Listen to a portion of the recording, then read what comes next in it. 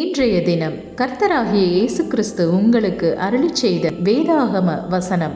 உங்கள் சத்துருக்களை சிநேகியுங்கள், உங்களை பகைக்கிறவர்களுக்கு நன்மை செய்யுங்கள். புஸ்தகம் லூக்கா 6ஆம் அதிகாரம் 27ஆம் வசனம். இவ்வசனத்திற்குரிய சிறிய வெளிச்சம் இதோ.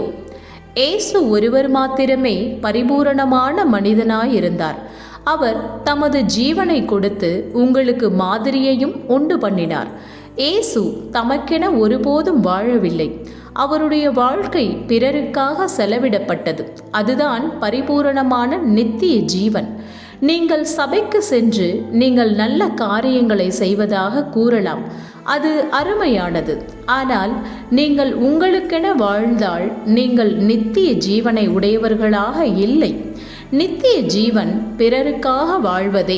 அது தேவ ஆட்டுக்குட்டிக்குள் வந்தபோது அதை நிரூபித்தது. அவர் நித்திய ஜீவனை கொண்டவராய் வாழ்ந்தவர். அந்த ஸ்தானத்தை நீங்கள் ஏற்றுக்கொள்வதன் மூலம் பரிசுத்த ஆவியை பெறுகிறீர்கள். அதன் பிறகு நீங்கள் உங்களுக்கென வாழாமல் பிறருக்காகவே வாழ்கின்றீர்கள். உங்களை ஒருவர் மோசமான பெயரால் யாராவது அழைக்கும்போது அதை பொறுத்து கொண்டு உங்களால் சும்மா இருக்க முடிகிறதா?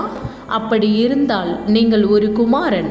நீங்கள் கிறிஸ்துவின் ஸ்தானத்தை எடுத்துக்கொண்டு இருக்கிறீர்கள்.